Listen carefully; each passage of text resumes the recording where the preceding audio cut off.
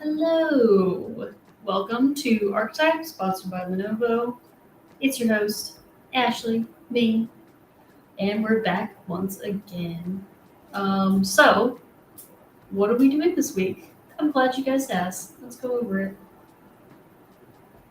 So, if you weren't here last week we started a new archetype. We started the root, and we came up with this cool, fun little chipmunk character.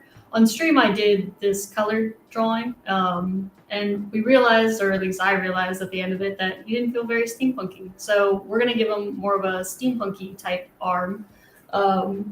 Didn't really feel like going over and coloring it again, but I just wanted to make the note of it. And I think I sketched that after the stream, and then gathered some reference. Of our little chipmunk friends and whatnot. Again, this is more reference for like color and maybe some proportion. Obviously, he's quite different from what an actual chipmunk is, but I'm gonna see if I can sculpt these adorable little hands. And just some reference of like some of the steampunkiness that I want, with this kind of like robotic arm.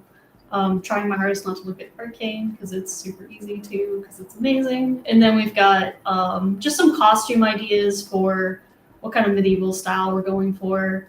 I really like the idea of, I don't know what this is from, but it's Jude Law. But I really like this costume, and it's really common to see this kind of like checkered type pattern. I think that might look kind of cool.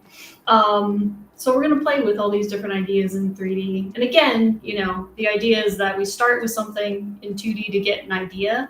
And that helps me get and generate even more ideas from our reference and stuff that we've gathered for this one. So let's get into it. So I'm always going to have like my reference up, and I'll probably usually have like a Pinterest of different things and stuff as well. I try not to look at too many things though. I think it's really important to actually kind of limit your reference. Just because if you look at too many things, you're not going to kind of limit your art style a little bit. And I think our limitations is what makes something kind of interesting. So yeah.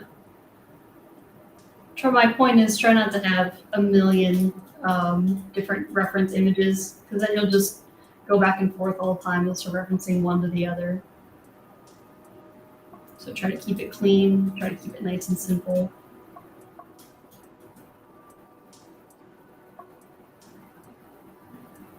And we're just going to start blocking in some shapes here. But again, I usually like to start with something like the eye sockets. And you can even sculpt down into maybe what would be considered his skull, just so you can make sure that you are sculpting that correct depth on a character. Even anthropomorphic, we always want to kind of keep in mind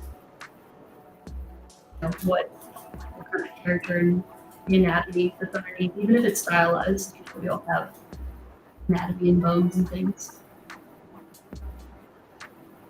Someone on Twitch just asked me, do I teach any classes at Gnomon as well as streaming on the channel? And the answer is yes, I do. At Gnomon, I actually go in once a week and teach Intro to Digital Sculpting, which is basically learning ZBrush. So if you want to learn ZBrush and you want to learn it from me, and you're in the LA area, you totally can. So yeah, I love teaching. I haven't been teaching for that long there. I just started last year in their winter term. So it's been super fun. I love the students. I love getting back to the school that I went to, and seeing what the new bright young freshmen are bringing out. It's always really, really cool. One of those weird things where, you go to Gnomon and you're like, maybe one day I'll get to teach there. And then, I don't know, it's kind of cool to eventually be like, yeah, I do teach there now. Come full circle.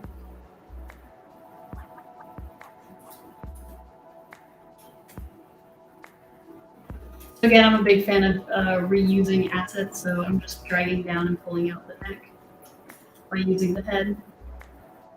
And this might be even a little too high for my taste, so I might even bring it back down. Nice. Yes, it is very nice. I love spelling nice. A little higher. I'm going to be a little picky. See if I can get my hands to do it. Oh, you can just type in. Oh no, too much coffee, guys.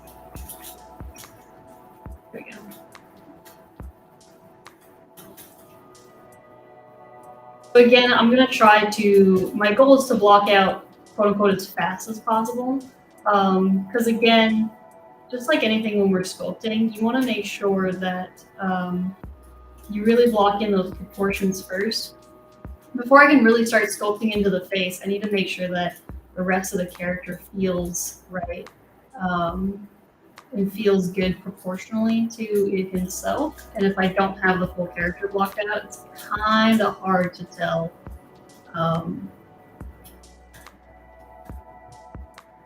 exactly what will be working and what doesn't work. So I usually sculpt something like the gauge.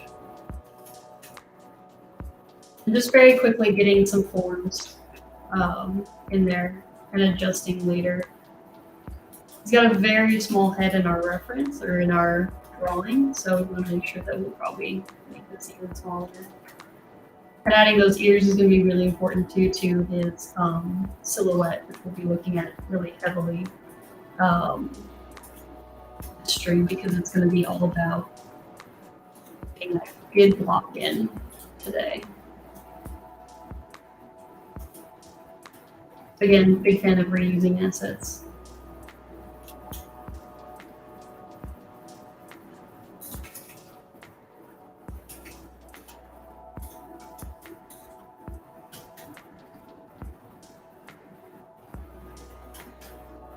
As discussed, I feel like it's a lot easier to manipulate your characters in the block-in stage, or even in kind of final stages when they're all kind of split up like this. Because I treat a lot of my stuff like as if it's a toy, or like a doll, that we can kind of move around and adjust.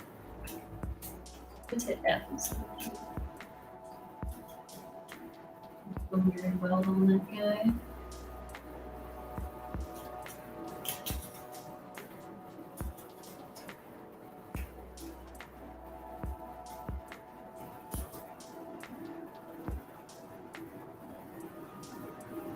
Hope everyone's staying nice and dry. I don't know where you are, but where I am, it's raining a lot. So no leaks yet, so that's good. Trying to stay warm.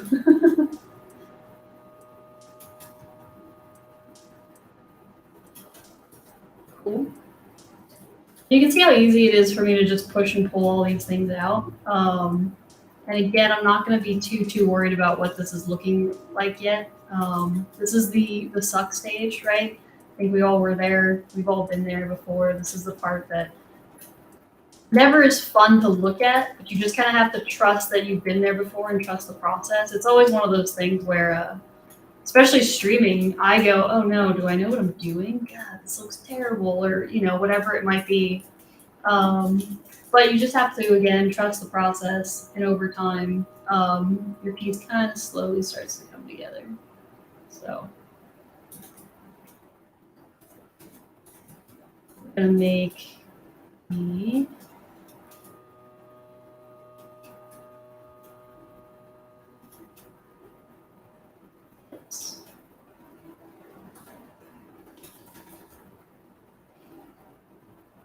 suck page, the part where the supervisor walks in looking for updates.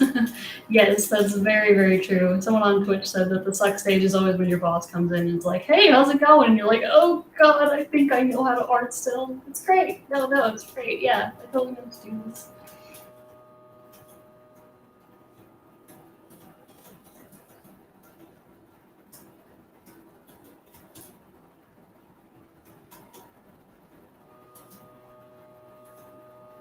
Just mirrors the music being very funky today. Kind of on this one, just hanging out note, just chilling. Sure, it'll start up.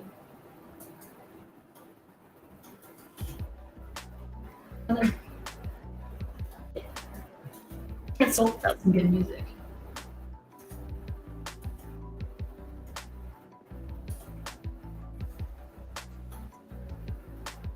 In these stages, I think I usually tend to focus on the side first before focusing on the front, but I think it kind of just depends. I'll try to work on both kind of simultaneously, but I think it's a lot easier for me to focus first on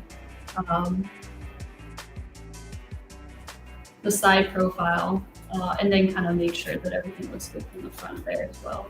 But you know, that's going to be ultimately personal preference and what works for you. But yeah, that's just me personally. I find it easier to kind of block out that side profile first. Oh yeah, look at all that stuff right now, you guys. Look at that. Cool. But now you can see that we've kind of got something, right? We have something that we can work with. And I think what I'll actually do too is I'm going to move this up, have it be like an actual rib cage, and then I'm going to add another layer here for the squishy bit. Right? I think it's important to block out what would be considered, you know, bony landmarks or just landmarks in general on a character. Because again, it's that limitation of, you know, you can't bend the character, or the character needs to have the ribs be, you know, X, Y, and Z so big or whatever it may be, in order for it to make sense proportionally or anatomical wise. So it's really important just to make sure that all that stuff is kind of sitting properly. That's why I'll have something separate for, you know, the pelvis, something separate for where all these little landmarks are. So I can hold myself accountable. So now we're going to get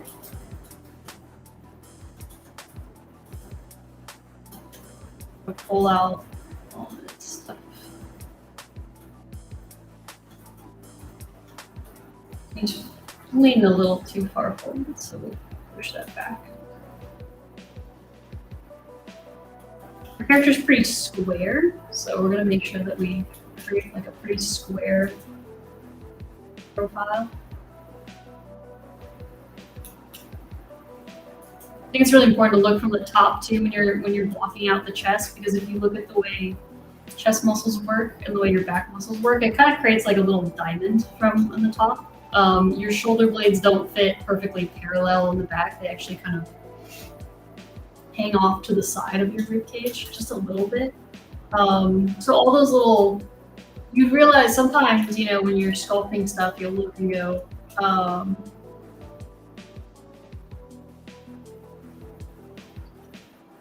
you know, why does it maybe feel right but not quite look right yet? And usually the answer is you haven't looked at it from a certain angle and realized that the perspective or that silhouette might be slightly off. Someone said I might have missed a question. Did I miss a question?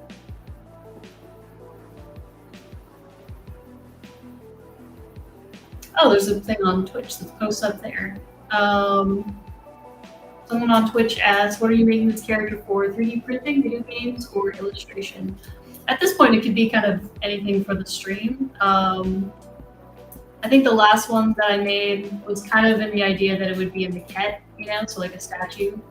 But that's just because, you know, we don't really have time to go over and create a full game asset while on stream, as exciting as that could be. But any of these assets, really, it's really just the process of making a high res is really what we're doing on stream. And you can take that into any of those fields. I can make a game asset, but also use that game asset later for an illustration. Because once you have that asset, again, that's kind of the beauty of 3D, is it can be like reusable again and again. And especially with the characters that I would make personally, a lot of them would be rigged and have, you know, topology on them and all that stuff. So I could use multiple poses and I'll do all that type of stuff with them. So you could even take that and make, you know, a comic book illustration of it if you wanted to. 3D is kind of your world to be able to explore, and that's kind of why I like it as a tool. It's a really, really helpful tool in that sense, because it allows you to keep creating with the stuff that you've already created with, which I think is nice. Especially in our industry nowadays, people ask for so many turnarounds and things like that. A lot easier to create, you know, a sculpt in 3D and do a draw over a turnaround or something like that, and then be able to give it to the client in time. Oh, he's got a tail, doesn't he? I'm gonna add that now.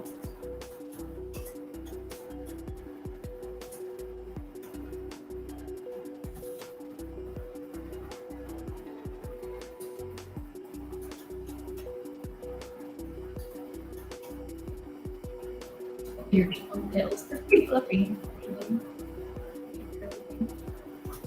I might, considering what I learned from last time, I'm gonna keep this probably straight. And then I can bend it later once it's all sculpted out, so I'll keep it straight for now.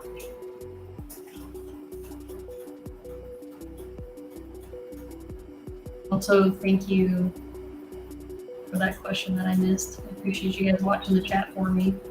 Sculpting and watching the chat is it's a new skill set that I'm trying to learn with you guys, but it's been fun. I just got my setup, as you can see. You guys are probably wondering why I'm in a different room almost every single stream.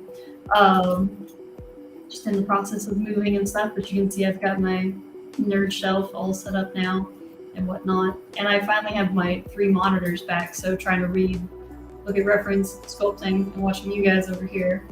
It's a lot of fun little multitasking that I get to do.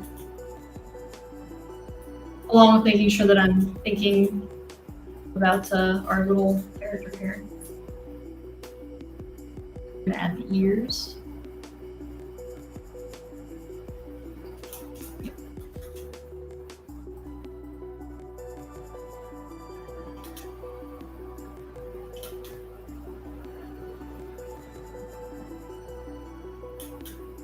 You can see that from the side, I feel like it's starting to have a chipmunk vibe, but from the front, not so much, right?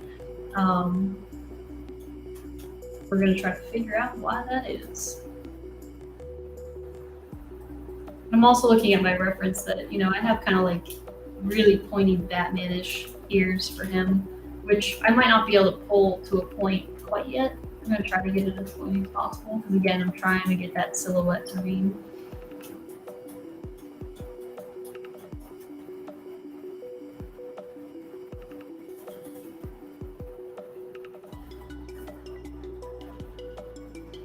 Merge it down.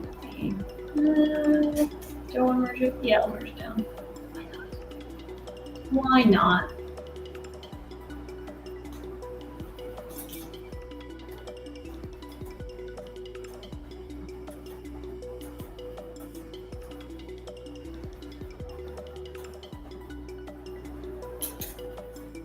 You can see from the side, looking okay, because that's kind of what I was focusing on first, but now the front is feeling a little neglected.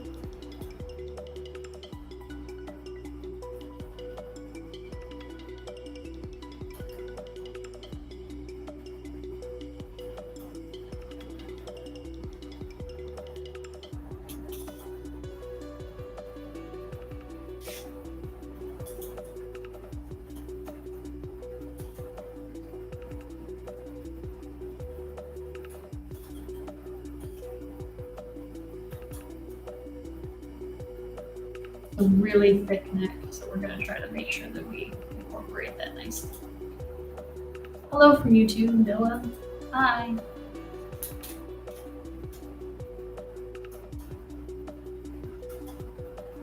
Also, if you guys have any suggestions as to what you think this character is going to kind of turn into, or if you have ideas for story or who this character is, I always love to hear it. Helps me think and helps me get ideas and whatnot as to what we could add to our character later.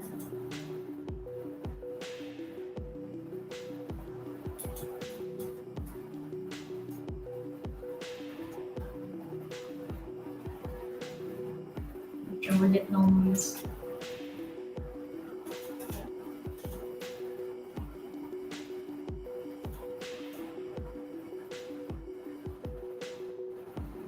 Looks like a Khajiit from Skyrim. Well, we'll turn into a chipmunk eventually, but you are right. It is looking a little bit Khajiit-ish. That was always my main character. I always picked Khajiits when I was playing. Well, I actually never played Skyrim, but I played Oblivion. Shame on me, I know, but...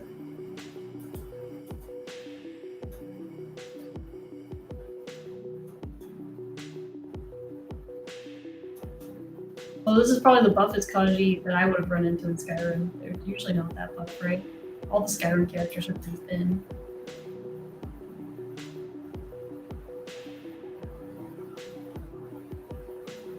strong, well-fed Kashi.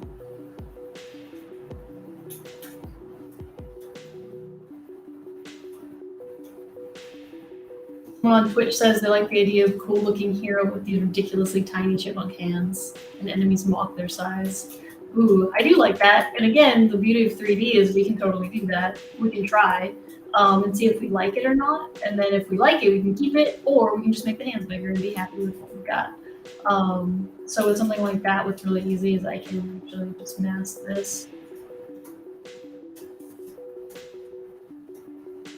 I can select this and then do that. So now it's a new poly group, you can't really tell. And then when I re-dynamesh with groups on, now I have a separate mesh. It's gonna give me a hand.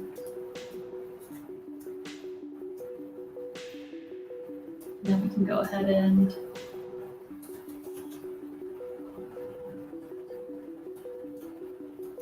make some fingers.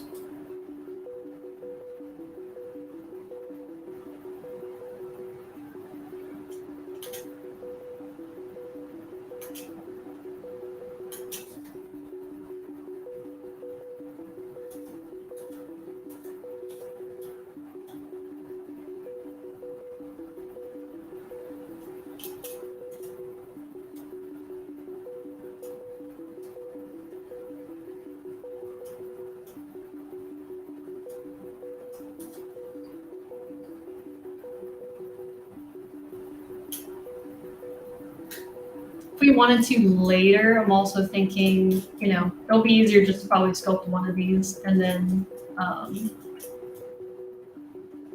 duplicate it again. But for now, we're just going to get in, you know, our little hand.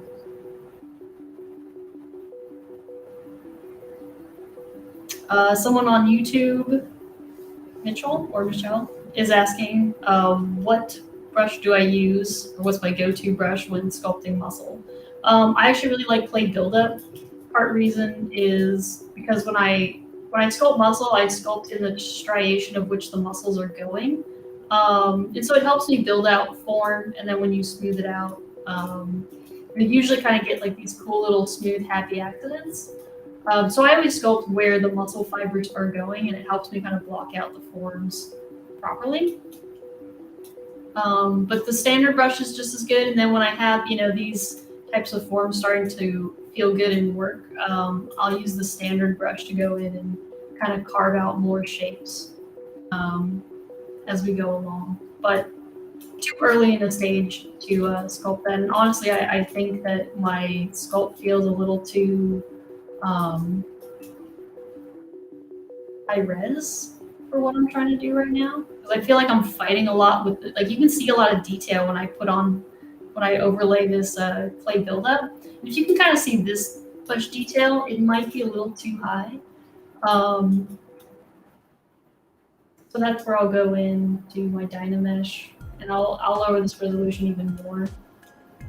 Yeah, and something that's maybe like that. That's going to be a little easier to work with. So super, super low. Try to work really, really low in the beginning. It'll help you out a lot.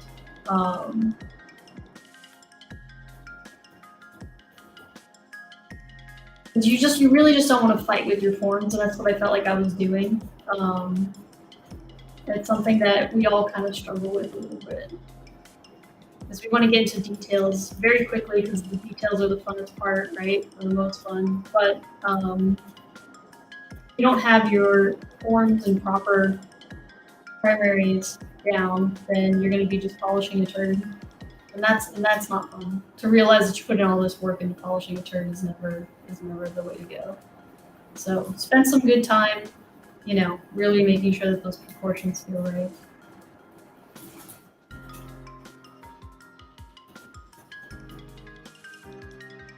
Pull these out. I'm going to zoom in my little chipmunk hands here. See if I can figure out. I love their feet. Their feet are awesome. Little chipmunk feet are super cool. Some very bony forms going on. So maybe we can do something where we can make the knuckles super, super square or something like that in the fingers. You know, we can make them really thin. Eventually this arm and maybe the other one might have like a glove or something on it. We don't really know. I wouldn't mind though. If I like the hand enough, then I'll try to keep it open with the design.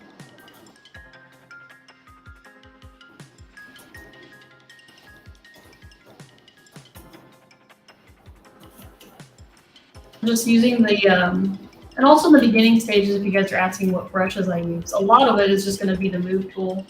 So I switch between the move and the move topological. So move topological will only move a mesh that's together, as you can see, whereas move will move the entire mesh, right?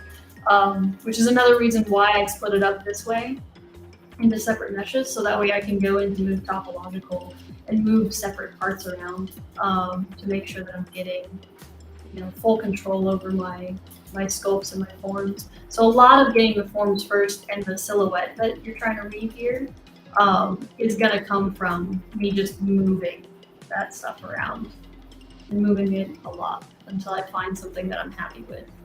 And the hand and silhouette's never always usually going to look quite right, just because hands can be, and sometimes you might need a little bit more resolution than this. This is fairly low resolution for the hand, but for now, I'm going to stick with it and it'll be fine. Also, yeah, just making small adjustments where that overall shape is going to go.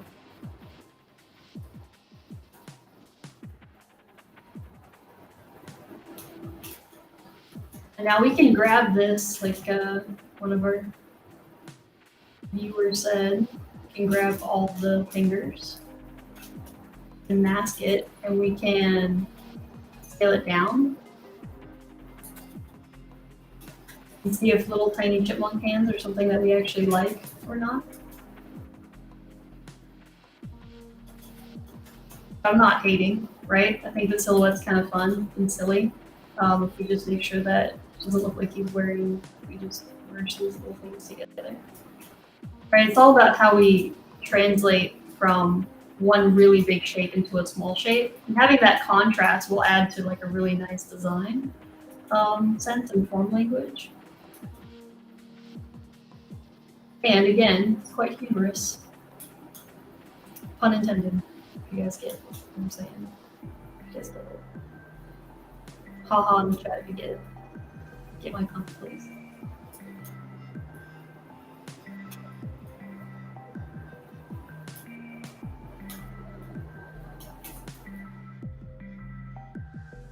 I was saying the design's so cool. I like the character you made. Thank you. I appreciate it. I always appreciate the just happy, looking cool comments. Keeps me motivated, keeps me going. And then we're getting somewhere. And now I think the biggest thing also is to make sure that we're going to work on the face. And the front still feels a little smooth, so I'm going to try to square out his shoulders.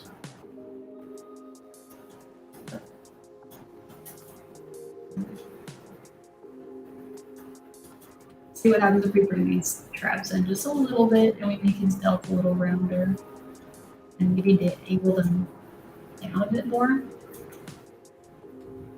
Still a little better. You can see all I'm doing right now is just focusing on that front silhouette to see if it reads properly. I feel like that apex is a little too low.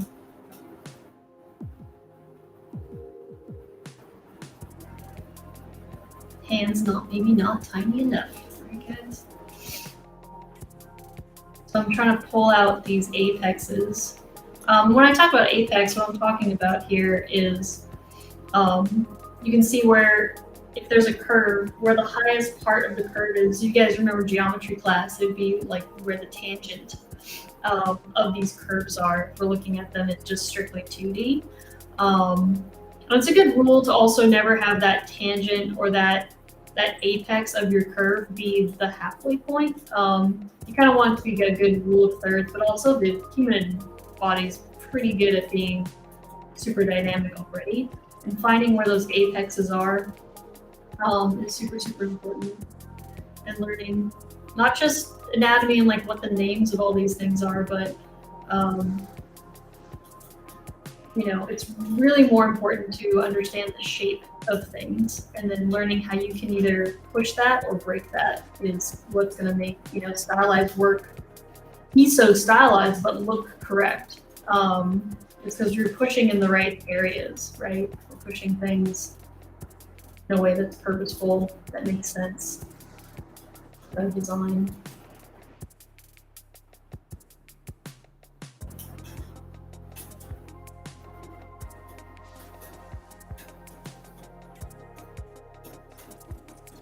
I like the little chipmunk hand, guys. Let's sculpt it. Let's sculpt it so good. I'm so excited.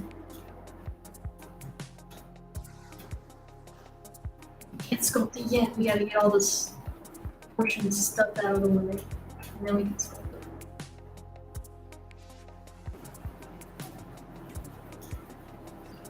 I'm also not afraid to add some depth in there and then build on top of that depth, because the tricep goes back up into the shoulder blade. So really making sure that, again, we're accentuating that depth to be really important as well.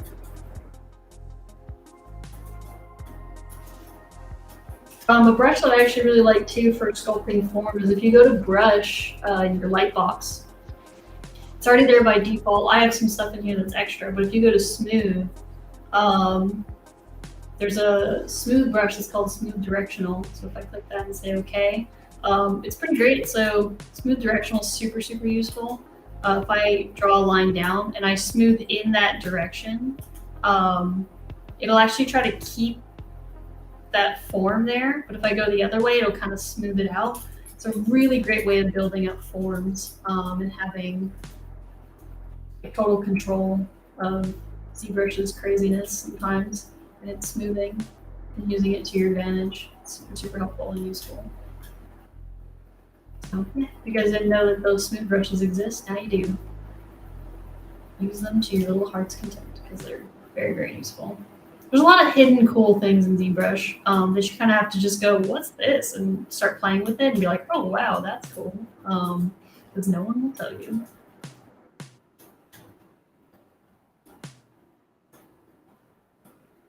I think hood legs would look cool in this kit. Oh, hoof legs. Oh, okay. Well, he's a chipmunk, so he doesn't have hoofs. But maybe we can also play with the idea that he's got really tiny little feet, too. Right, so keeping our motif of tiny foot chipmunk creature.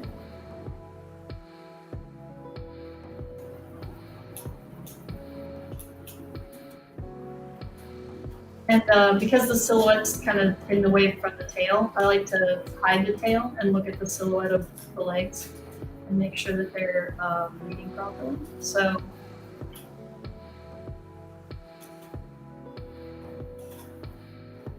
smooth these out.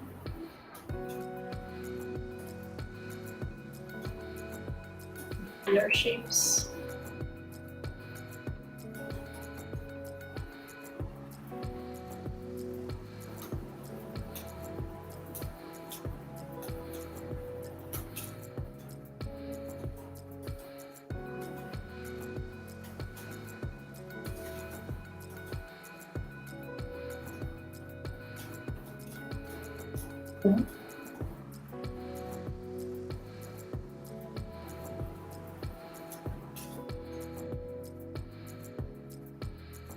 Yeah, I'm starting to like the shapes that we're getting from 3/4, because that's the thing, is if you focus on the side profile and then you focus on the front, chances are is you're kind of naturally working on the 3/4 view as well. So just really making sure that all those orthos feel right and feel correct will make your job a lot easier too. So now we're going to start.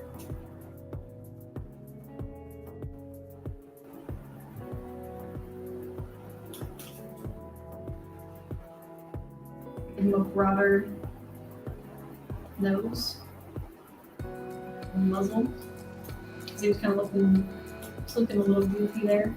But you can see how simple and how low res that face is, but how we can actually capture like quite a bit of form and feeling from it that we can build on top. And it's things like this that I think are really important that a lot of maybe beginner sculptors kind of skip out on or get into the details too quickly. But it's really important to make sure that at this stage your character is kind of still there and feeling accurate and feeling correct. Ooh, we got some extra geo going on, my favorite. Just make sure that that's the only thing selected. Oops, yeah, I missed the tail. We've got for wonderful tail. So I'm gonna look at my reference again and make sure that I'm not feeling too far off. We could play with maybe making his head a little smaller. See? There you go. Come back, ZBrush.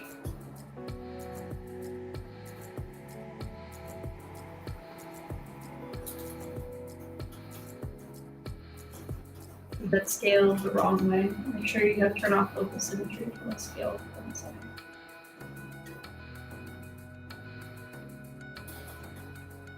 And probably go back into. How big did I make it? Oh, I don't think I really changed the size that much, should I?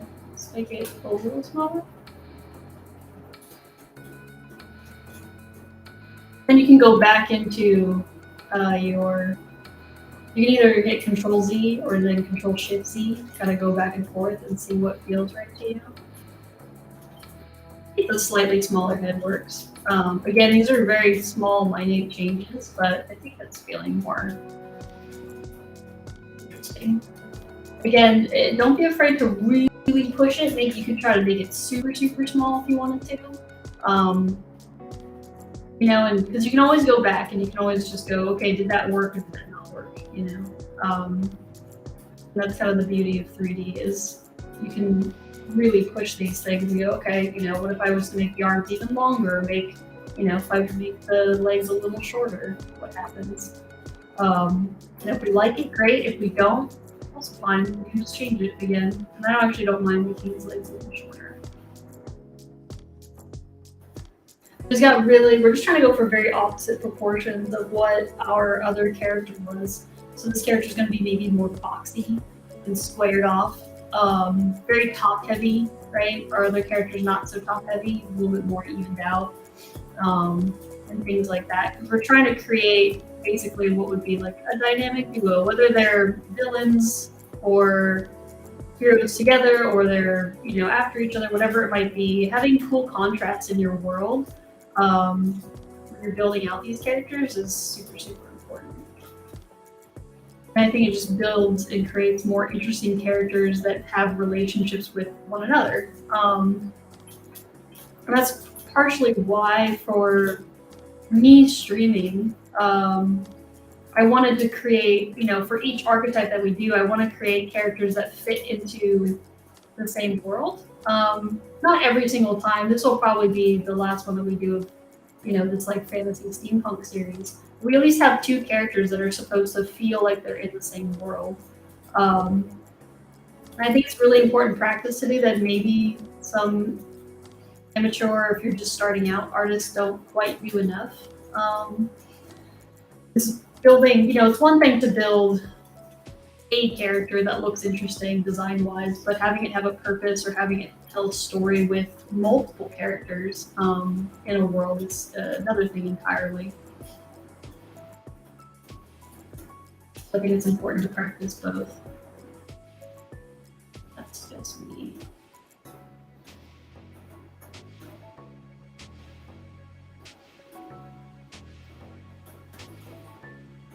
I'm trying to get something pretty interesting here. Coming together pretty quickly. So you can see how from the suck stage it becomes the not so suck stage, which we like. But again, you know, if it takes you longer to get out of the suck stage, that's okay. It's not a race.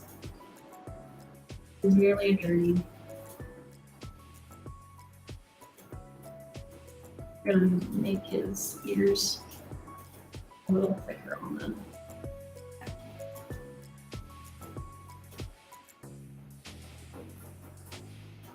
And now I could probably start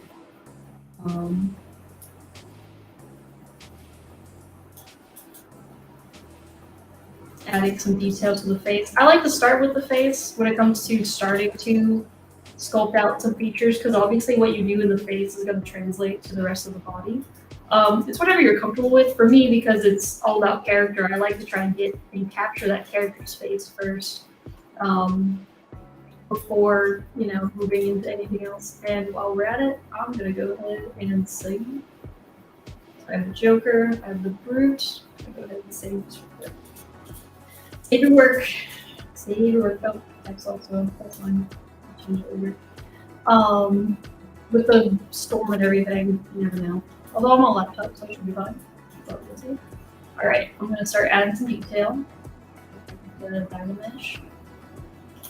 And I might not want to add a bunch of detail to this whole character, right? I just maybe want to start adding some to the face. So that's where I can grab the face and I'll grab the ears. And I can split that away. So go ahead and split him, and now I'll grab this guy, and I can add a little bit more resolution to him. And I can start kind of sculpting out some more forms. Again, I didn't go that much higher yet. I just want to kind of sculpt out some other basic forms, get some planes going in there. And I'm still using just the clay buildup brush.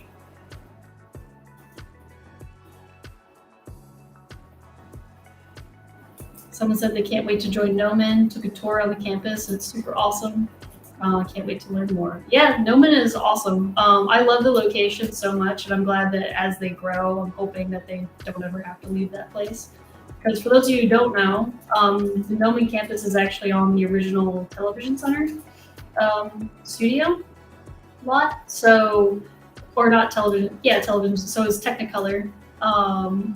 Is what used to be there. So that's where they colorize stuff like The Wizard of Oz, which is pretty cool. So it's got like a lot of really cool history. Pixelogic, the people who make ZBrush, are just a floor above Gnomon, which is also super cool.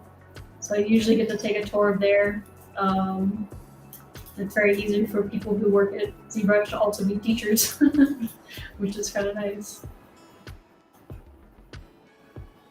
Question from Twitch: is it hard to make up your own bone structure, or do you just always use an existing one like a cat?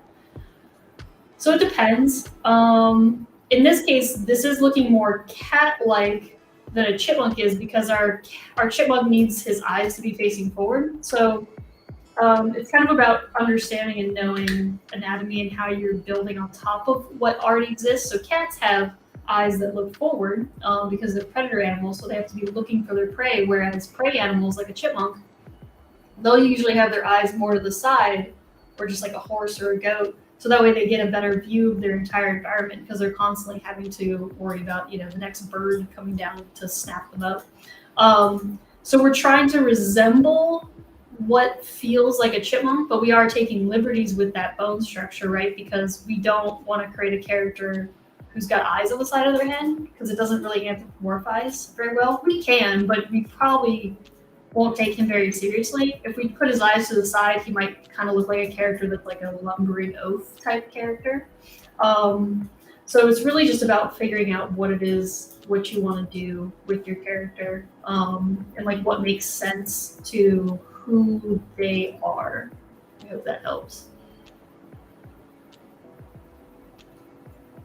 So from Twitch, they're saying, oh, so if you want to make a monster, you probably do eyes facing front, since that's a predator. Probably, you know, if you're making something that's going to feel threatening, chances are it's going to be something that can stare at you and isn't on the side. I mean, another example of something creepy though are like goats. You know, there's tons of satanic goats, you know, that are pretty creepy looking, but that's kind of because they kind of live in that weird uncanny valley where they're, you know, looking sideways.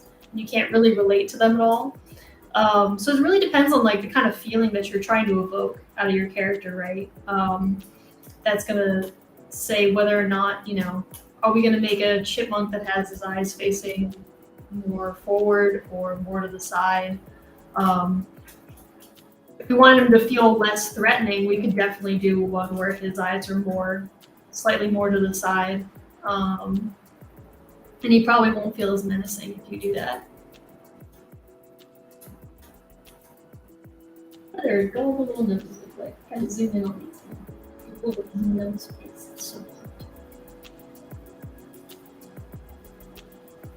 Again, you're looking at reference that's adorable. I mean, look at that. Look at this guy. How cute it is. It's ridiculous. So we're trying to make something that looks like that kind of feel menacing, right? So we're looking at the shapes. Like I love these really triangular ears.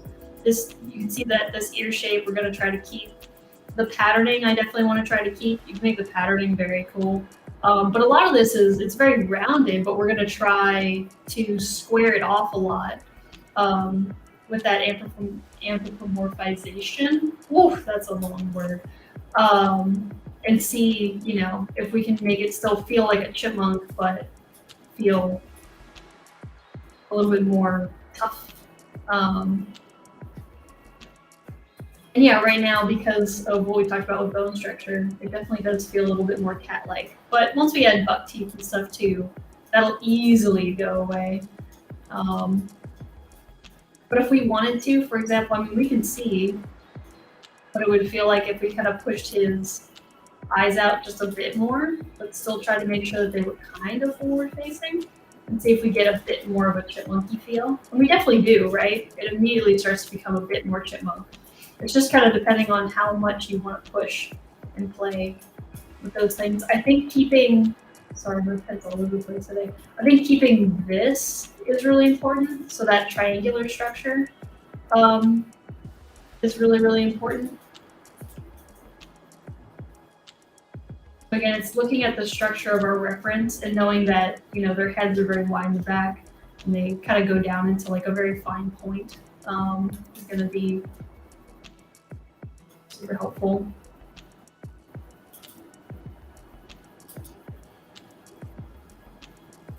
And again, I think I've told you guys this before, but I'll say it again for those who are new and whatnot. I don't add eyeballs yet. I try to just kind of sculpt what I think the eyeballs would be. And reason being is because when you have not a lot of geometry to work with, it's really hard to make the eyelids and the eyes feel right and proper. So I like to try to just sculpt as much onto it as I can, just to get an idea of what it's going to feel like.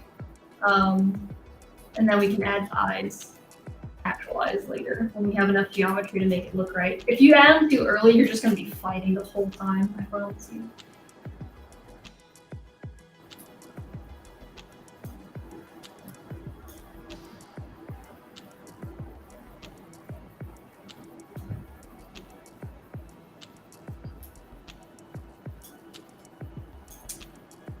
Rounding off the jaws definitely makes it look more like a chimp. Or I'm assuming you mean chipmunk, or do you actually mean like a chimp? Yeah, rounding off the jaw will definitely help. If we wanted to, we could add a bit of fluff or whatever. Or we could also be like, what does it look like with really puffy cheeks? Maybe he goes into battle with a mouthful of acorns, right? This is the part of 3D that's so fun. You can make a blend shape of that and easily, you know, push and pull around what that's gonna feel like. Super interesting.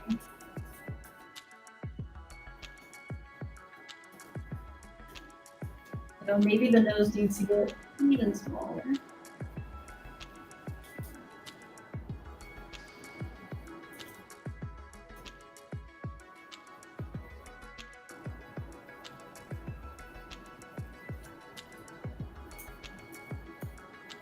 So it'd probably be good too to make sure, again, adding to character, we could probably add the teeth as well. Start getting some more chipmunk vibes. So we can just extract it.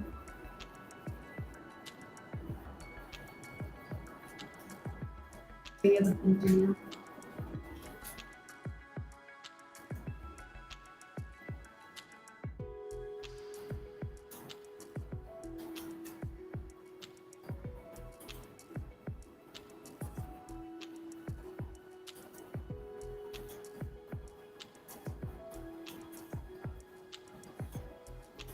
Also, yeah, buck teeth are be taken seriously in the world.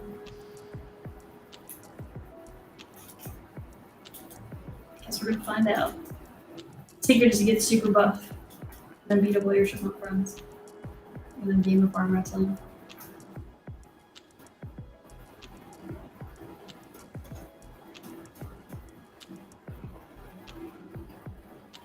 And again, we're kind of going for the idea that he's more noble, right? Because our last character is more of like a misfit, or you know, kind of gets into trouble, uses his wits a lot to get out of trouble.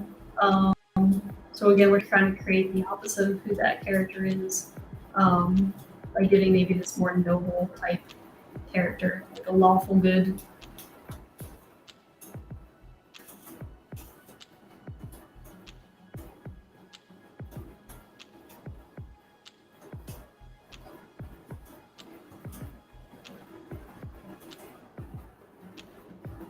You can see how I'm pushing, I really am just trying to push polygons. And not a lot of polygons, that's kind of my point. That's the saying that is, you can see that just to create this one little ridge is really just like this one set of faces here. So what I'm saying is, like, you can say a lot with a little, and I think it's really important to try your hardest to stay as low as possible for as long as possible. If you take my class, you'll hear me say that probably over and over and over again. Because everyone has a tendency to go too high too quickly, or to zoom in too fast and be like, oh my god, I need to make like this eyelid and blah, and get all into it. And you don't have to yet, you know? I mean, look at the stage that we're in, right? Super low stage, just trying to keep it clean, keep it simple.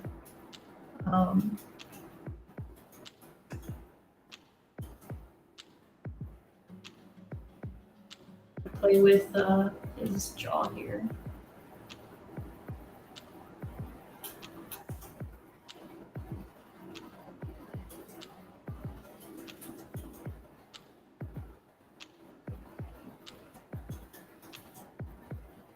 And in my reference, I have his ears super pointy. So I actually have,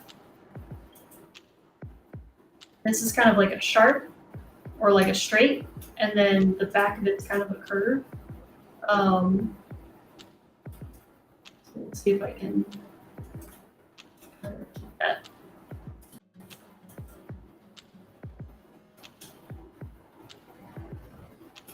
Making sure that your sculpt has sharps and straights and curves, kind of like contrasting one another is super important.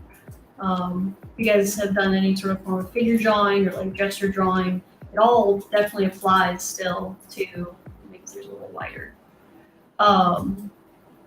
Even just simple form sculpting, you know, is having this curve plus this rounded, or sorry, I keep saying curve, but I mean straight. Having this straight and then have the curve in the back, or having a straight here, you know, in the front, but then the back also curves up into the side profile a little bit, right? So now even from the side, we have a straight with a curve, and then from the side we have a straight with a curve, and then from the front we also have a straight with a curve, right? So this is the part of 3D that probably is the most difficult for people to kind of grasp and learn, is that all those 2D fundamentals still very much apply.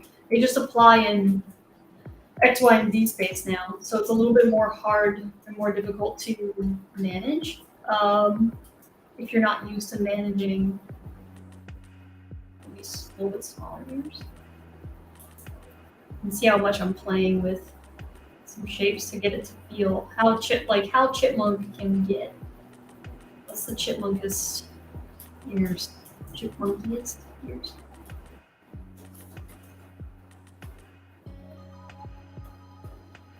My brain immediately went chipmunky, and now I'm like, oh man, that's a whole new creature design waiting to be made. Although chipmunky sounds like chipmunky as well, so word association, it's great. It's a lot of fun. Can't tell you how many creatures I've probably drawn just based off of dumb word association.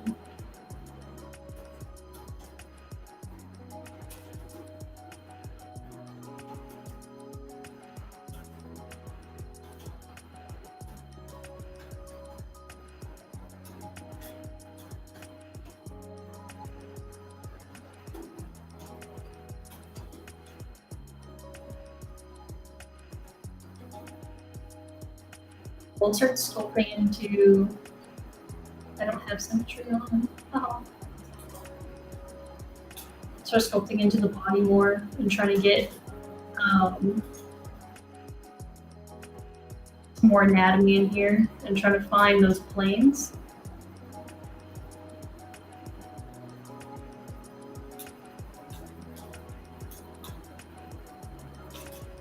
Again, I still have that smooth directional on, so it's actually smoothing out, you know, everything except that form that I'm smoothing the direction in. It's kind of hard to explain, but if you guys are in ZBrush and you guys play with it, you guys will get any of it. It's very, very handy.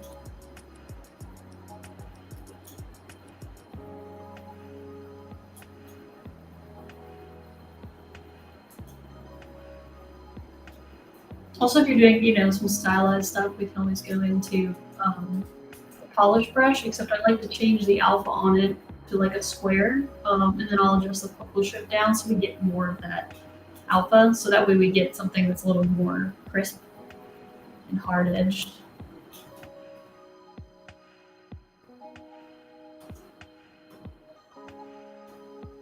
That's a really nice way to get some really quick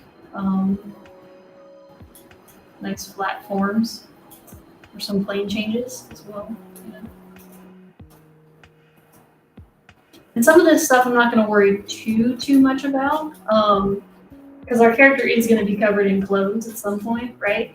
So I think it's important to, I try to block out as much anatomy as I can without going so crazy where it's kind of wasting time. You don't want to waste time if your character's just going to end up being covered in clothes, but you want to make sure those clothes will fit properly on top of your character, even if we don't see him. So making sure, you know, that everything kind of feels right and fits into place is kind of the most important part of blocking out a character like this. Because it's not that anybody will ultimately end up seeing what I'm doing for most of this character's body, but you'll definitely feel the difference because we're making sure that it's anatomically feeling accurate and correct.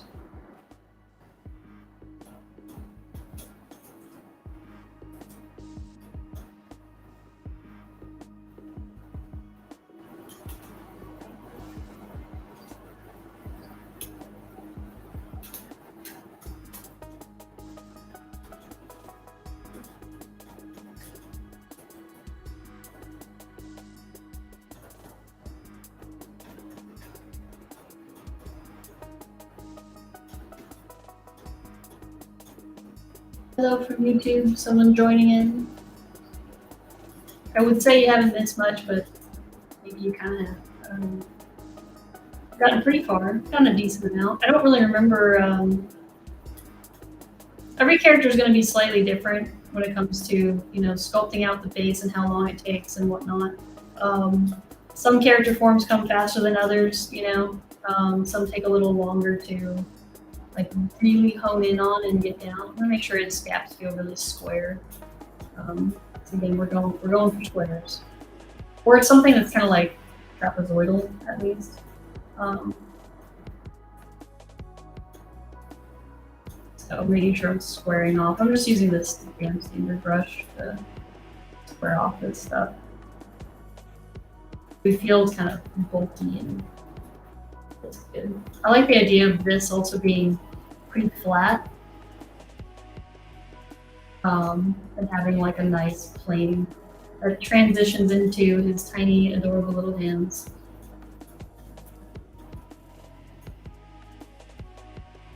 Again, just because we're sculpting stylized doesn't mean I'm not trying to follow, you know, that anatomy that we all learn and love. If anything, I'm taking, again, what I learned and amplifying it or making choices and changing things based on what I think the design needs.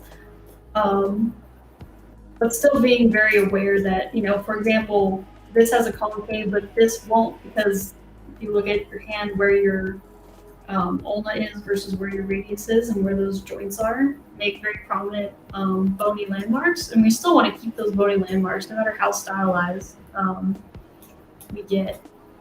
because that's what's going to allow for a character to feel real and to feel like he can move properly.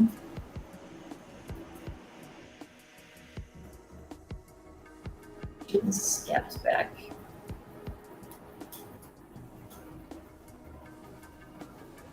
Try to make his shoulder even bigger.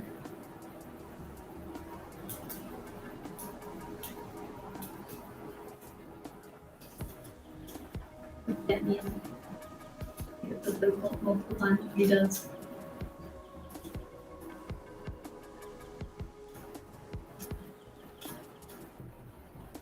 Try to find what like interesting squared off forms we can find.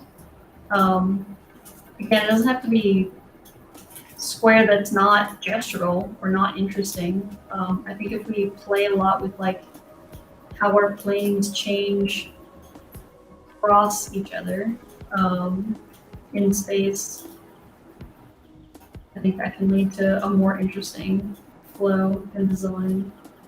Because blocky doesn't mean not gestural. Blocky doesn't mean that there's no, good form happening.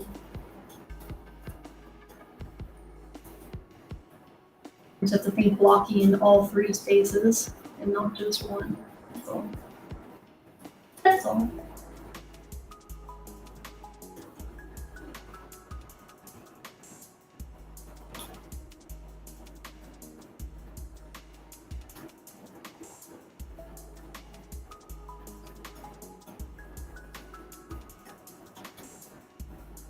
We could make him pretty blocky by giving like a really decent, plane change from the side to the front.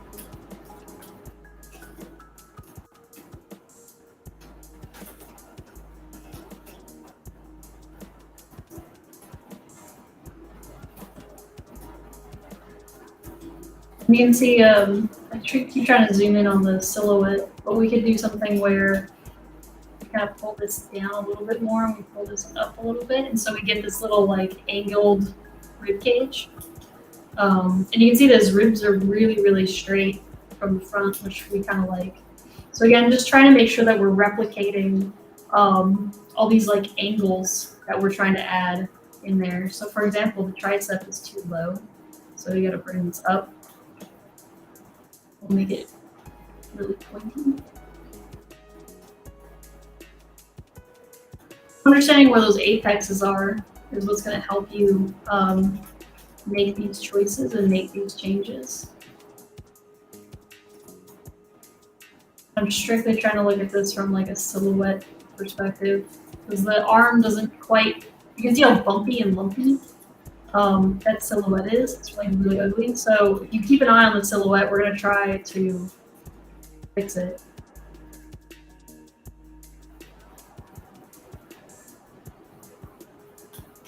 And I'm just looking at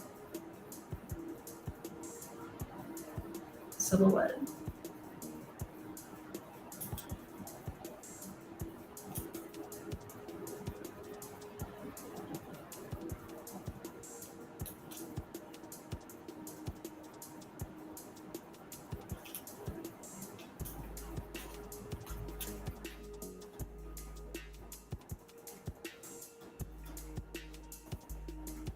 Someone from Twitch is asking, do I still need reference rescue books and things, or do I just know how it all should look by now? I think it's super, I'm always still studying. So, I'll do, even though I'm not technically have a book open in front of me right now with this stuff, I constantly am practicing it to keep it in my visual library, right, up in my head. So, yeah, I think it's wrong for professional artists to say that they don't use reference anymore. There's no such thing. If you're not using reference, it just means that you've looked at enough reference that you have a giant reference library in your head. You're still using reference. You're just building upon like what you've already studied. The more and more you draw figures, the less you have to like really look at, a figure to know where the gesture is and where the apexes are and things like that. And yeah, it's just one of those things that I've done this enough times now where I don't need to have like an open musculature book. Although it would never hurt, for example, I could probably look at one right now and be like, ooh, maybe this little form that I usually don't add will, you know, help me with like this flow that maybe I'm having trouble with or whatever it may be. It's super important to, you know, always be looking at reference and always be thinking about that anatomy and all that stuff. Yeah, you'll never stop learning anatomy, you know.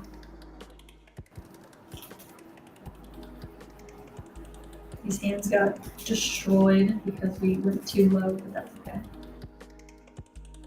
Again, I can just split them off and fix them later.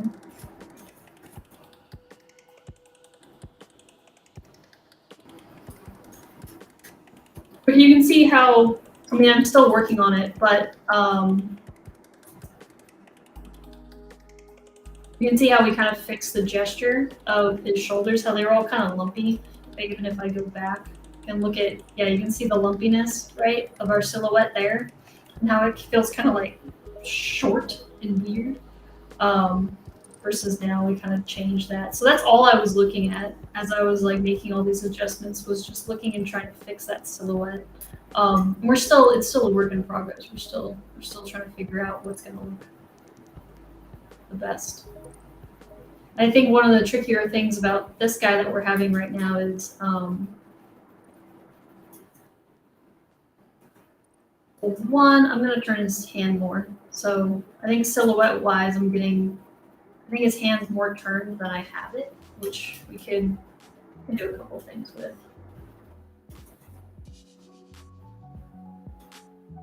Try to turn this more. I know it seems like a little thing, but if you're sculpting anatomy a certain way, so like that radiobrachialis muscle, which is the muscle that goes, it starts up here and comes up and around. It's like that muscle in super buff dudes that you see that's really, really predominant. It goes down and then it attaches to the bone that's near its thumb. So it actually kind of wraps around, and it's what allows us to pronate and supinate, which means to pull our hand from up and down. If you can see my hand. It's a super prominent muscle, and our bicep also helps do that. But if I'm sculpting this muscle to go down and overlap, well, if my thumb's like over here, it doesn't really make any sense. It's not going where it's supposed to. So adjusting the pose to make sure that the sculpt actually follows and makes sense, then that was definitely bothering me, and that's helping a little bit more. Just for the silhouette to kind of feel and read the way it's supposed to read. Because that's where all those bones and all those muscles are kind of like turning into.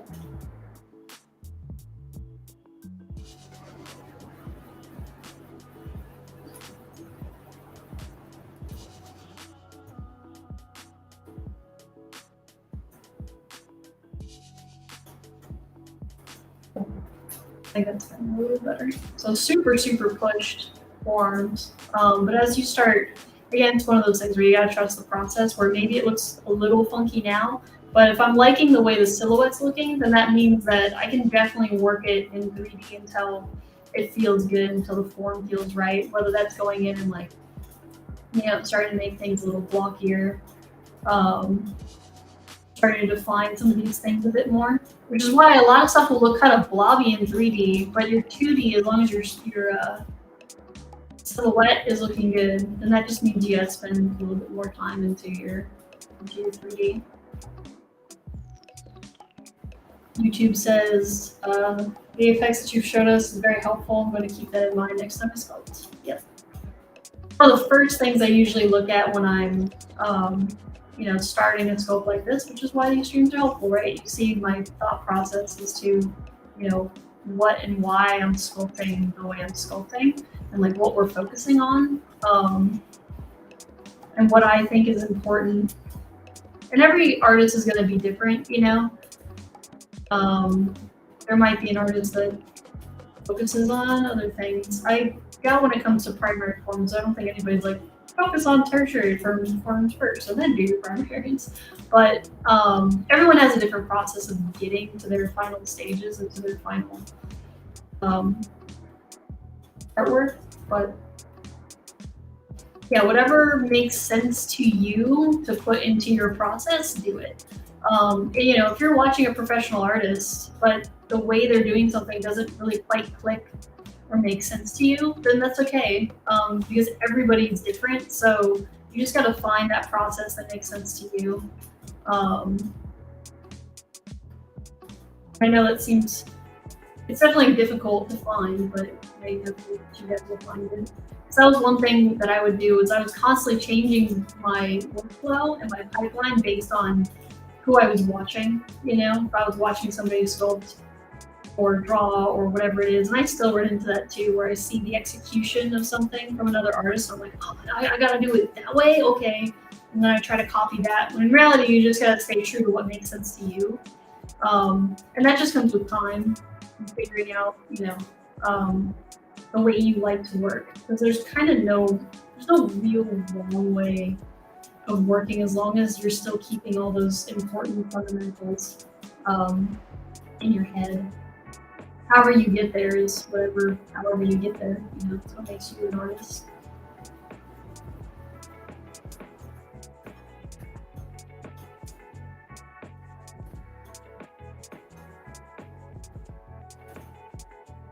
I'm pretty happy with that. So I'm going to save our root. It's really loud and save root from the tabs. And then we can kind of maybe start adding some flows. These last, 40 minutes that I have, whatever it may be. We can also probably start sculpting. That might be a good idea first, actually, so sculpt the steampunk arm, maybe. Or not. Let's see. Now we can start adding some flows. So I will duplicate this character. I'm going to merge it all down. So I'm going to get rid of the stuff that I don't actually need. So I'm going to duplicate it. I'm going to duplicate it again and create another one. Get rid of the legs and this part. Get rid of the hands and the thing. Because all I need is this part to be thin and combine it. So now it's all smoothed out in one mesh. And now I can mask. I'm going to make it maybe even lower resolution. Yeah. Yeah, low res. So we're going to make it really nice and low. Grab that because he's got a shirt on, so oops, I'm softening it and then hardening it. There we go. Extract that. Ooh, so fluffy, except cool. So now I'm going to, I don't need the actual thickness yet because I want to remesh it. So I'm going to take this, leave hidden. I'm also going to cut the bottom off because I don't need the bottom either, right? Leave hidden. I'm also going to slice off, not slice off, but I'm going to create, oh, you little shit. Sorry. ZBrush moved on me and I got angry. I won't get angry again, I promise. So I'm making that so that way I can mirror and weld it. And now I have a seam line that I can work with, and then I'll do the same. I'll split this dude in half as well. So I'm trying to think of, you know, if you're making a shirt, if you look at your own shirt, you can look at where all the seaming and all the stitching is. And that's kind of like the way you want to create your topology for your shirt, right? So if you think about where stitching is on shirts and stuff, I'm gonna make this smaller because I don't even see the silhouette of a t-shirt. Then when you remesh it, you're gonna have nicer loops and nicer edges and stuff. So we'll go ahead and keep groups and we'll remesh it. I'm gonna turn down the smooth groups. That seemed to do it. I'm gonna have it again, have it again. There we go. Something real. So I like to stay super, super low with this stuff. I mean, you could even go a little lower, but I feel like the shoulders are starting to get too low, so that's fine. So we'll keep it like that. Then if I wanted to, I feel like maybe the neck's a little too high. So what we'll do is we'll just a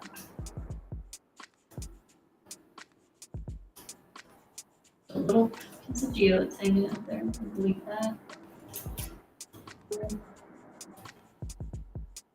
Bring this down a bit more.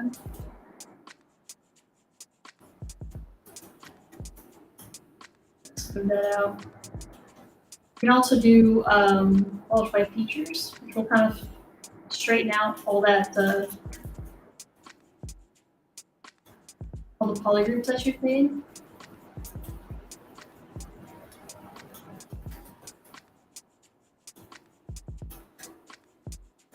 We can grab just the bottom of this because it should be straight since we cut it, and you can soften it. And pull it down or in. Make some effects while you guys work. It's important.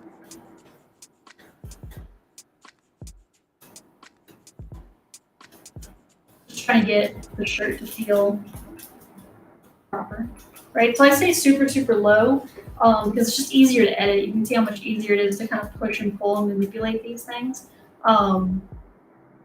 I'll get a little non-near well. There we go. Do that.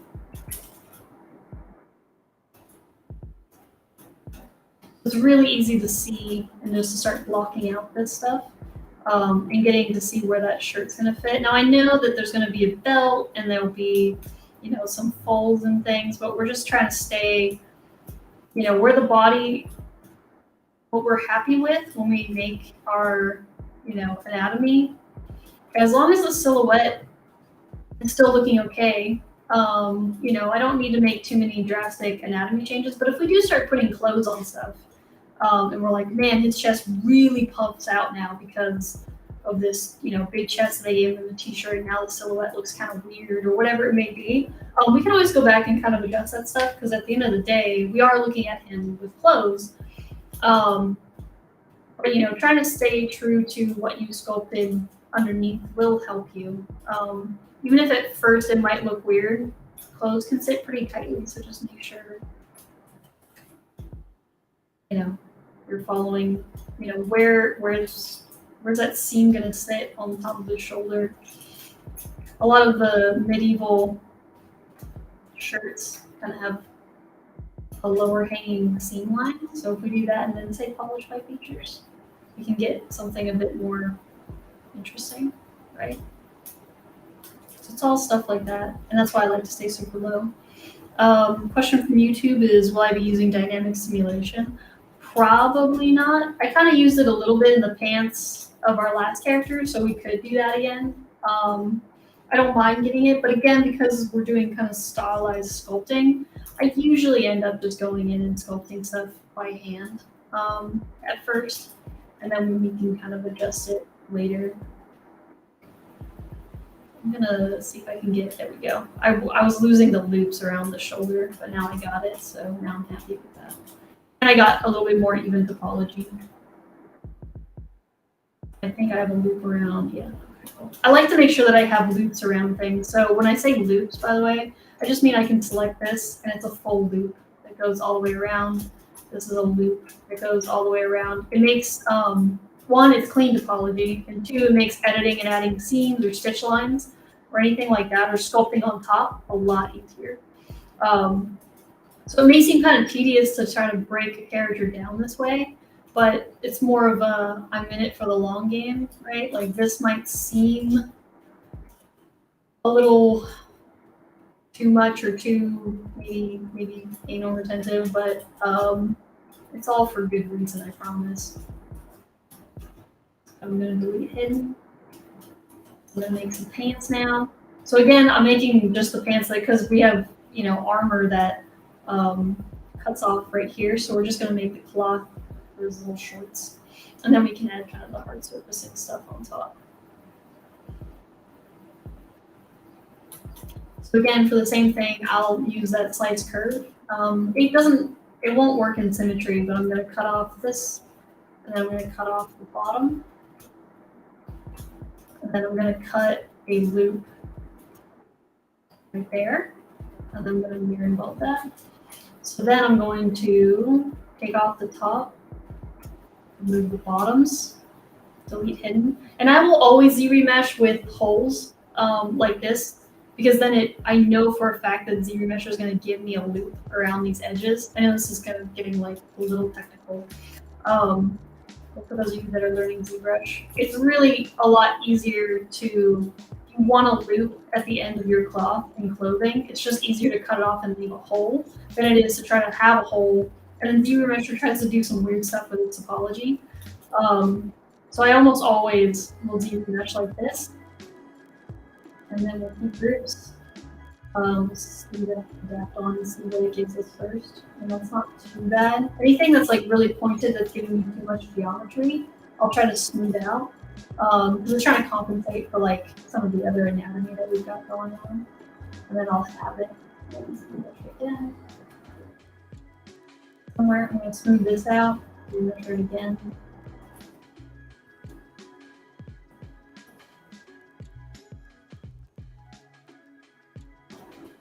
Try to do some funky things with that, isn't it?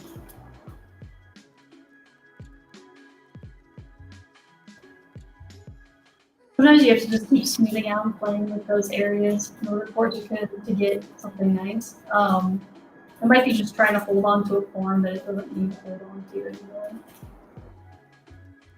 There we go.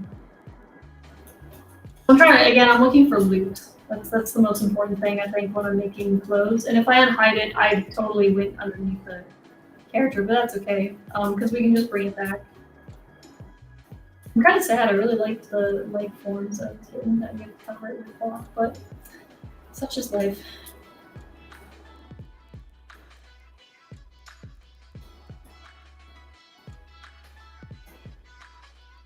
You know, this is one of those things where maybe because his legs are so bulky, maybe we might have to make his legs a little thinner, but I don't know yet. We'll see. I think as I add some, and I'm not even adding topology yet, I'm just adding some ideas of where some folds would be. So if you don't add folds on top, it just kind of looks like blobby anatomy. Does it look like pants? So I think it's just important to add some pant structure to it in order for the silhouette to feel right.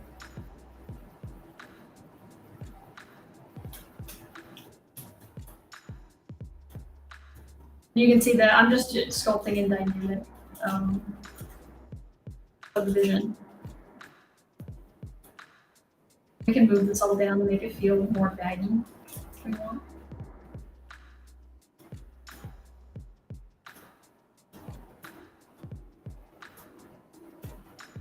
Okay. You can find where that hole is and out. Again, I like to try to stay as real as possible. I don't like stuff going into things at first because I want to know that my character fits into it. Because if you are going to do it for like a game or cinematic or something, you know, eventually you will have to like simulate this stuff. So it's important to make sure that it actually does make sense on your character.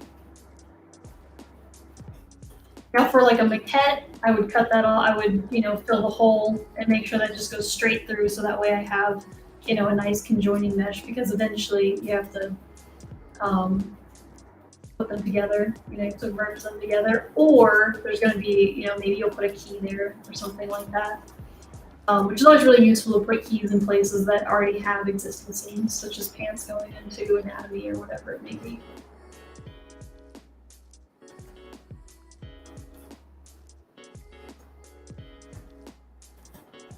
Now looking at, oh, I have this duplicate. I'll leave that in there. And yeah, we're good. Okay. Now looking at him with the shirt on, I just want to make sure that, you know, I bulk out his arms a bit more, so that way they don't feel so, they were feeling kind of too thin in there. So, because again, you still want that silhouette to feel right, even with, you know, clothes on. Still trying to make sure that all this feels good. And you can see that with the shirt on, his arms almost look too thin, almost, which is weird. But again, it's one of those things that once you start adding costumes, it'll change the context of your proportions. So you have to be constantly not afraid to change, you know, your proportions and adapt to what little pieces as you add it. You know, and over time, I think we'll also be, you know, smoothing a lot of this stuff out or blending them, which will also help too. Everything's still pretty sharp right now, so it's going to be a little more jarring to the eye. That's okay.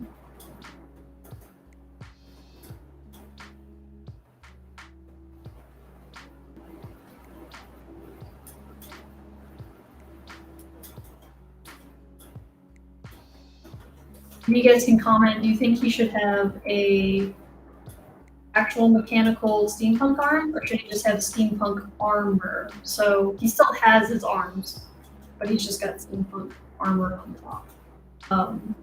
Let me know what you guys think. I'm trying to debate what I want from that.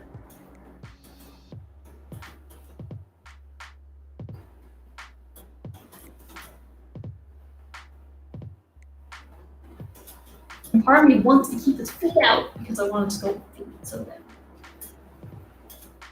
But design's not asked for it.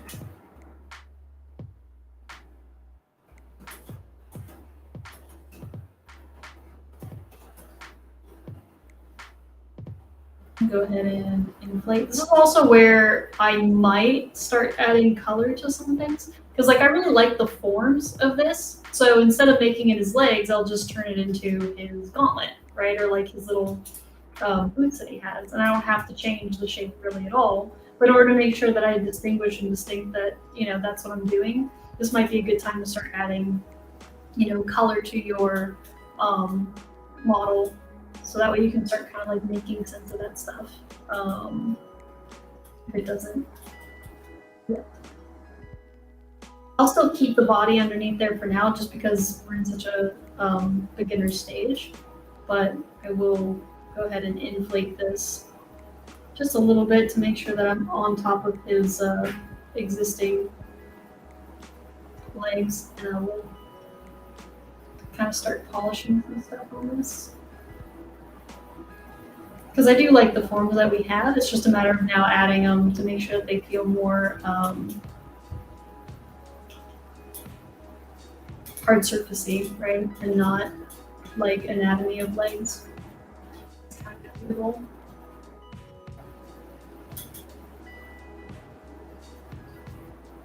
And if I wanted to, I could up this resolution a bit more. And start polishing some of this to get some more hard surface feeling out of it.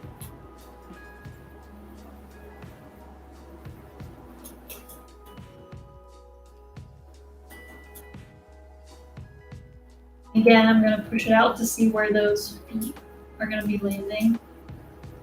And again, if I push out stuff too much where his legs are in the way, I'm like, fine, I'm going to make the legs a little thinner, because what I care about is the silhouette that the armor is going to give me now, and not so much about what the inside of the legs are. So.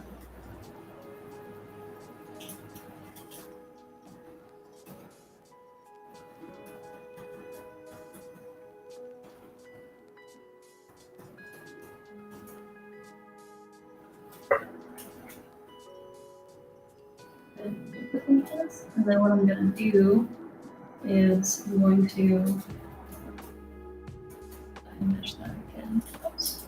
Sorry.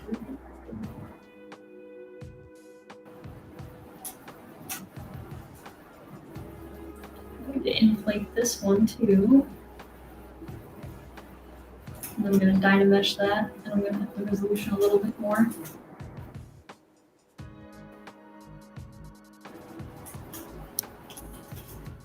Now I have separating armor, right, that goes above the shoes. So now I can use the move topological to move this stuff out to get some overlap. Again, I'm a big fan of just building on what I already have. That's just how I prefer to work because I like, again, just staying in the sculpt and not worrying about all the technical stuff that ZBrush can have.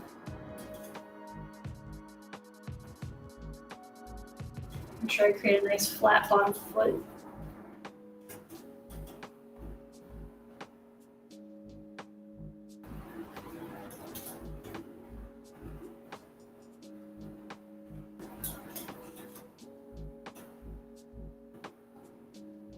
I have some pointy, classic pointy armor.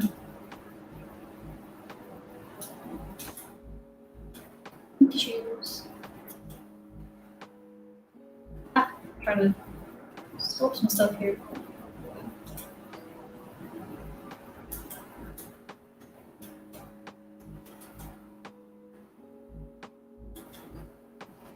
So my idea for this too is to make sure that I want to keep the sculpt feeling like medieval armor, but then the detailing on top is going to be kind of steampunky.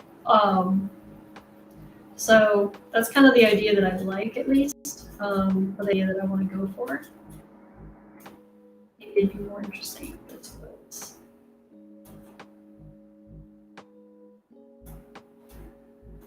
This is why I'm not really, I just try to get what's there quickly because then it allows me to start pushing and playing with stuff, which for me is the most important part, is just playing with shapes and seeing what's going to work and what's not going to work.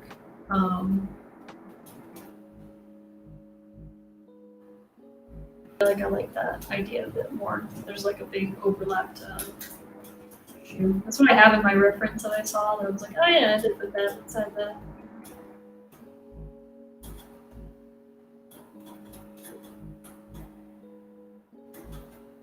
And I can go ahead and mask this dude.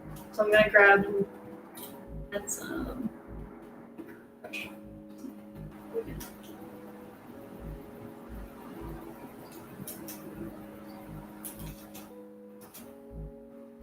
We've got a little kneecap armor, right, that we'll put in.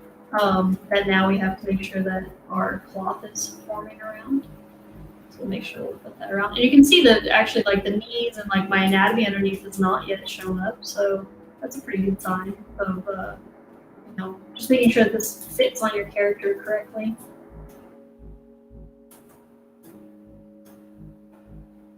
All these boots and stuff, all the pants and stuff will be tucked in, to these boots, and then kind of flow around the kneecap, right, and dangle.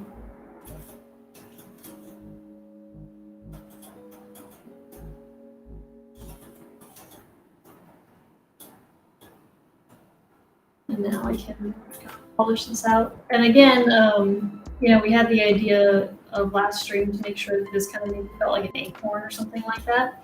And we'll definitely play and push with that stuff in detailing.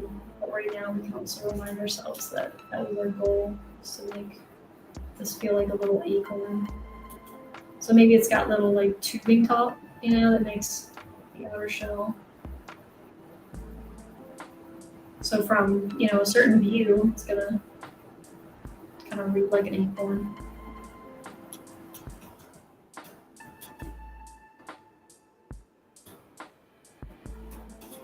Oh my gosh, from Twitch, it's the main man. It's Synth. How's it going? Happy New Year. What's going on? For those of you that don't know, Synth is usually here keeping me company when everything else is quiet. That and another Twitch streamer, Tom is usually here. They're quite active and I appreciate them. But yeah, New Year's going. We're making a cool character. Glad you can join in this time.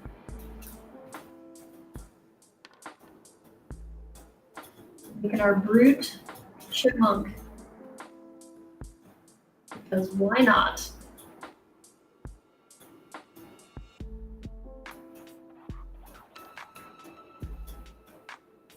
So yeah, you can see, it's kind of funny that I started just going for the feet, but that's okay. Because I felt like the feet was one of those things that I kind of had an idea of what I wanted to do. and then we can again kind of take that and start manipulating it. It's okay, Synth, that you missed last week's stream. You were missed. Last week was, I think, pretty slow just because of the holidays and everybody getting back into the swing of things for sure for the new year. So it's understandable. It's okay.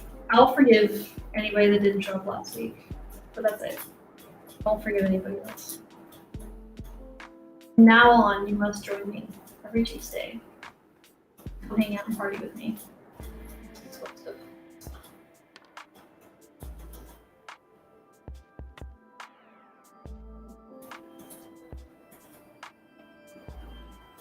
I'm going to go ahead and add a little belt. How big is this thing? Oh, it's so tiny. Oh, look at that tiny little polygon. Gosh, so tiny. There we go.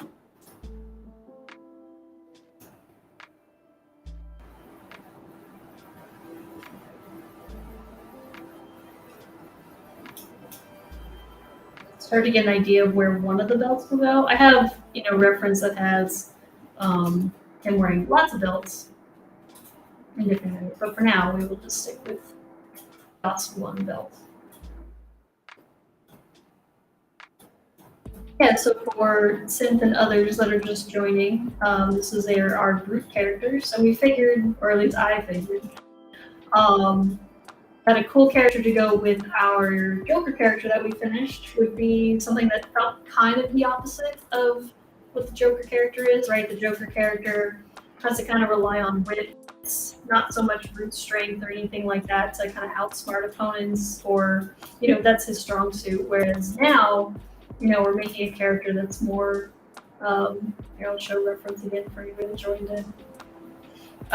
That's more about brute strength and stuff. So we came up with the idea of, it'd be fun to play against kind of contrast ideas of this cute little chipmunk type character, but, he's a brute. So he's kind of like a big, strong, noble, like knight warrior in our like fantasy steampunk realm that we've been creating with our other character. So yeah, that's kind of where we're at right now with creating our dude. Now we're just adding clothes and adding belts and just getting all the little pieces together.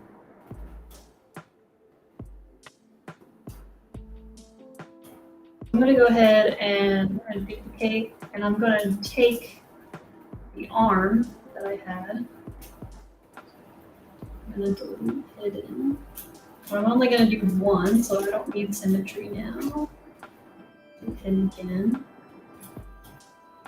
And I'm going to inflate this by a pretty decent amount.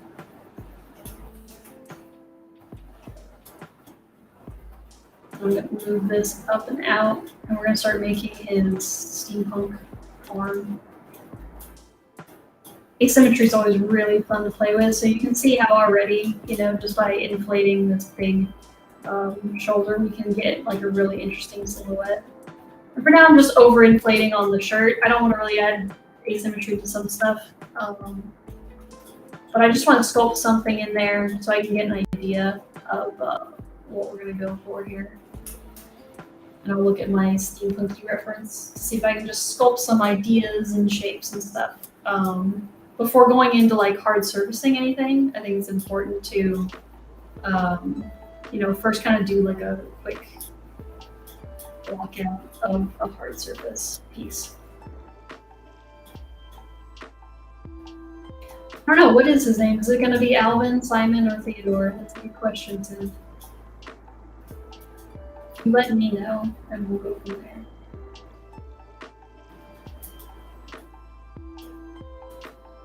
We still never came up with a name for the other dude. I don't even know what his name is either. Right now they're just all archetype characters.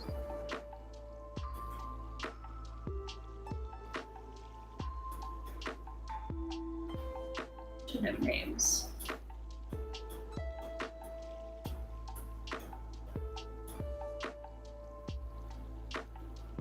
Just trying to break out what makes sense for like a steampunky arm.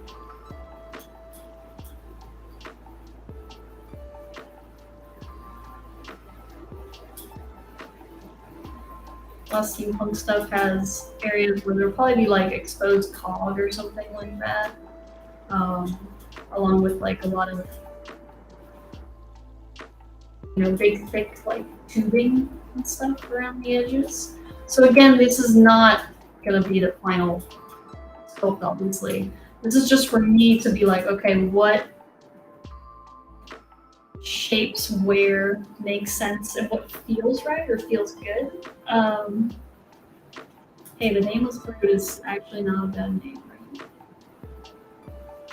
Why is he nameless? Because his writers were lazy, or is it because there's actually a good reason behind it? Yeah, so just adding like little things like where this fruit is gonna go, where are all these cool little shapes.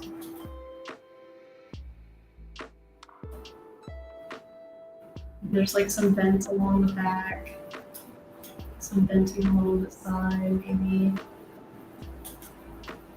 If we had one type of shape somewhere, we should probably add it somewhere else. It's usually a good rule of thumb design. You do it once, it's an accident. You do it twice, it's usually an accident. Do it 3 times. Repetition is key.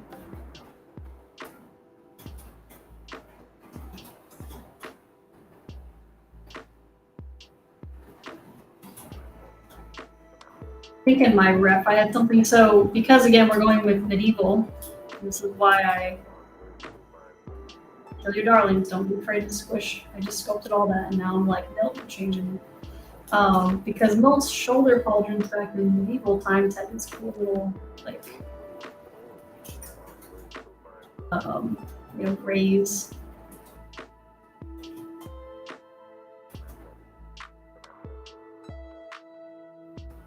Protective rays like that. We can just sculpt all that nasty stuff away.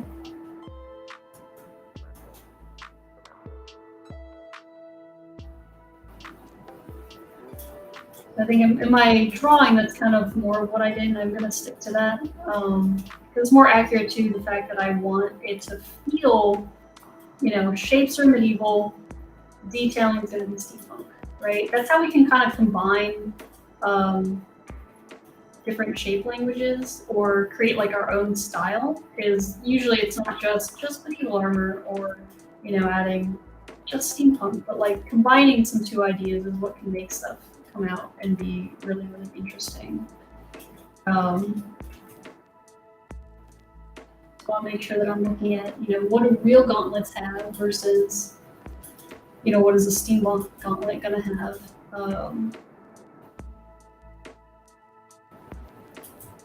And there's always this really cool shape in here that I'm looking at, kind of that.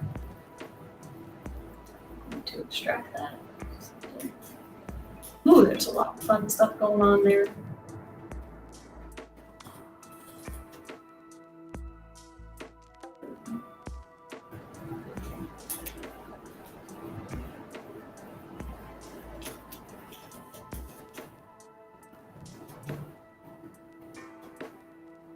Medieval times, they kind of have these protected like elbow. What should we call them? I think I actually saved it. Finger? I don't know. Any night nerds out there, tell me. I'm just looking up shapes. Get rid of this. Synth has a question. When I think about anatomy for these animals, how much of it is human versus actual animal anatomy? Is it standing up more like human stylized? Yeah, it's always a really good question, and I feel like the answer, I mean, if you look up some stuff, like an example is, what's that show called? Is it called Beastars, I think? Where, it's about animals. It's like a wolf and a rabbit. I've never watched the show, so I don't know. But they, they look pretty much like human anatomy. They've got like humanish hands and feet and stuff. But they have like just the head of a wolf. Or if you look at, maybe ancient Greek mythology, some of them just have, a bullhead and then the rest of it's just a human body. So there are styles that kind of fit with that. And then there's other times where I feel like, it'll be more animalistic than it will be human. And it really just comes down to what you feel like the character needs. And for me, I feel like there is a fine balance between what you want. So for me, this character still is going to have kind of like a trilateral feeling leg rather than just a human leg. So I think stuff like that is going to be your ultimate thing. And we had a conversation before you joined about, the shape of the skull, for example. For most predator animals, their eyes are on the side, but to anthropomorphize a character, you usually want eyes that are a bit more forward facing, just because it's more relatable, and it feels more human and can have more emotion, and be more expressive that people can understand. So it's important to, keep in mind like what you're designing for. And yes, YouTube says Chad Chipmunk, and we'll go with it. It's Chad Chipmunk for sure.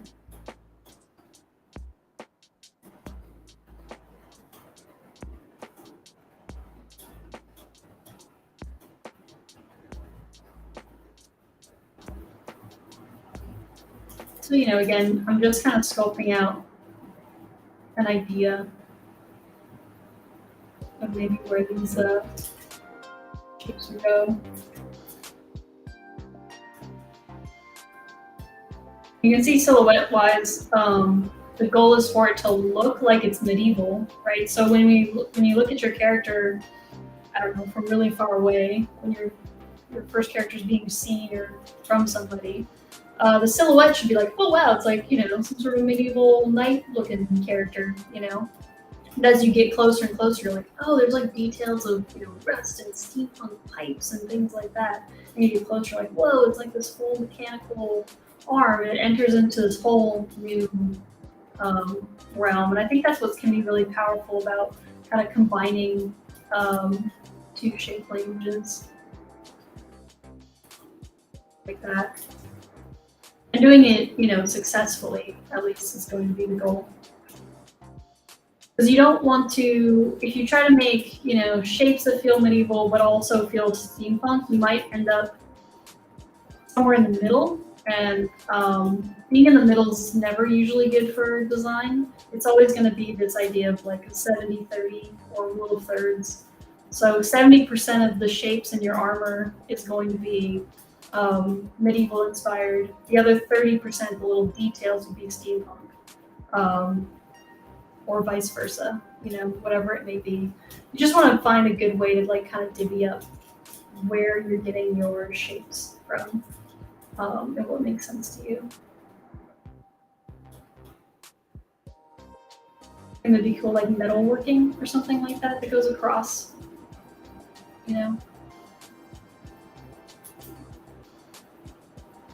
This is all be like kind of like weird metalwork tubing or something like that, maybe.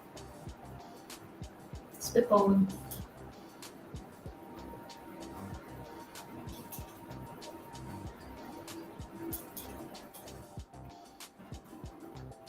And design's always about like that little, we call it balance, but balance doesn't mean 50-50. It doesn't mean equal in design. It usually means, a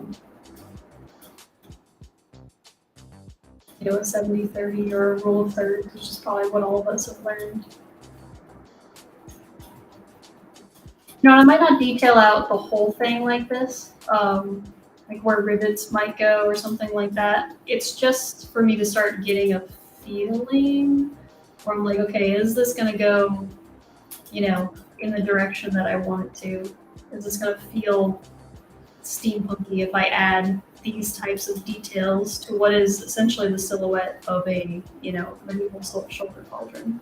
I think we're getting something interesting.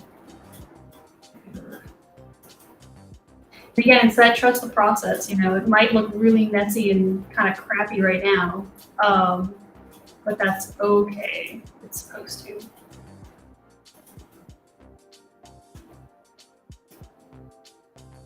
I'm going to go ahead and auto group this. And then I'm just going to hide that so I can see what I'm doing. YouTube, Sean, hello.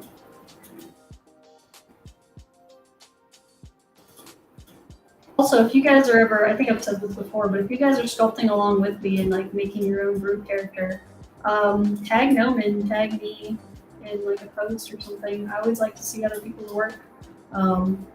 As I've said before here, like I do teach, so I like seeing people's stuff. I think it's really cool, and it's always really inspiring to see what other people's ideas are.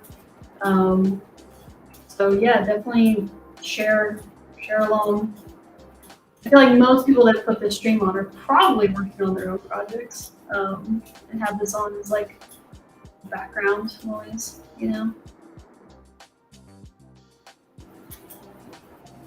I think eventually we'll have like little cogs and stuff in here. I think it makes sense. It's builds.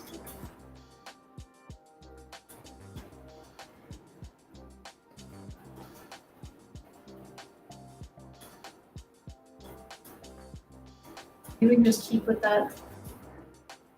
The shape language is kind of interesting.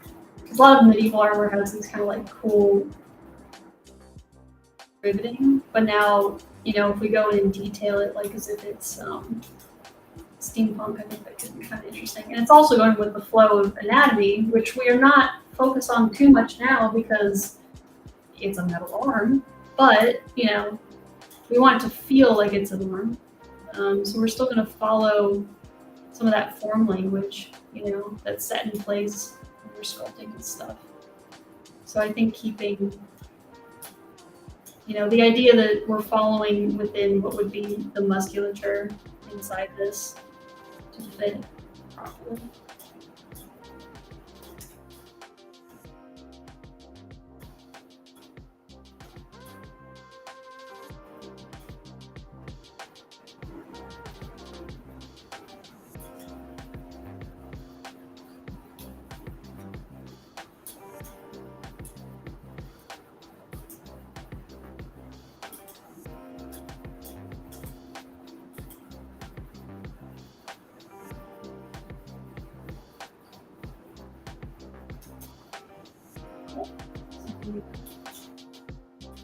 I think this sits over shoulder.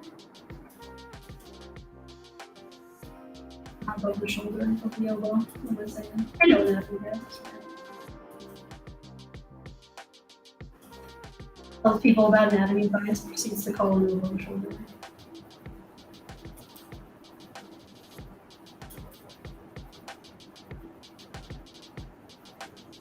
Steampunk's interesting because it's metal, very, very hard surface, and yet at the same time, like a lot of the reference that I have is also quite organic. So, you know, it's about finding this kind of interesting balance. And seeing, you know, do I want stuff to feel blockish and square?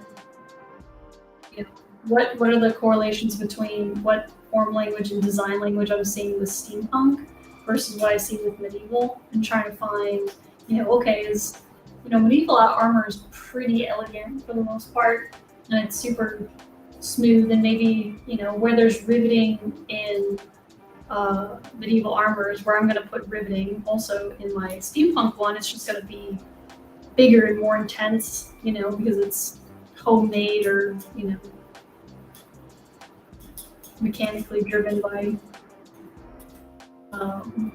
copper wiring and cogs and things like that. So just trying to keep that type of stuff in mind.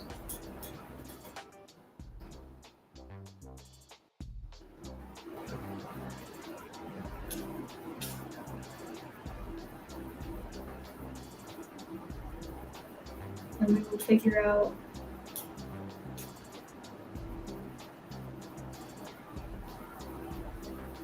and again, I try to do as much of this stuff on stream as I can, but I also don't want the streams to take forever. I'm trying to do basically a character a month is kind of the goal. So I'll work on it as I see kind of fit to make sure that we're kind of fitting within that timeline. So we're not dragging out too much stuff for too long. But we have about 5 minutes remaining on this stream. So, we've gotten blocked out pretty far, but what I'll probably do is I'll probably block out, the rest of the pieces off stream, and maybe add some poly paint to them and whatnot. And then when we come back, next week, we can start, kind of detailing some stuff out and whatnot and seeing where we land with all that stuff. Yeah, I think so far though we're getting into a pretty decent block out. Again, the hardest part about this character is going to be that steampunk arm. So that's probably where most of our stuff is most of our time is going to be is, creating like a good hard surface base and modeling out all that stuff. Finding something that's interesting shape language wise. I think I have some ideas in my initial sketch that I still like too. So, we'll see how simple or how complicated it can get. We'll go from there. But for now, I think we're kind of at a good place. So remember to save your guys' work. Save. I think I just saved over my 01 accidentally. Oh well. Still block out. Still counts. So, yeah, this is where we got so far within 2 hours of sculpting. And next week we'll continue more detailing and doing all that stuff. I promise I won't go too far into anything. I'm just going to block out all the basic forms and all the stuff that we need for this guy. And we can go from there. So if you guys enjoyed this one, make sure you guys join me next week. Same time, Tuesdays, 4 to 6. I will be here. Hopefully Synth will be here. I think Tom will probably be here. They're all pretty regulars by now. And I will catch you guys on the next one. So, bye, everybody.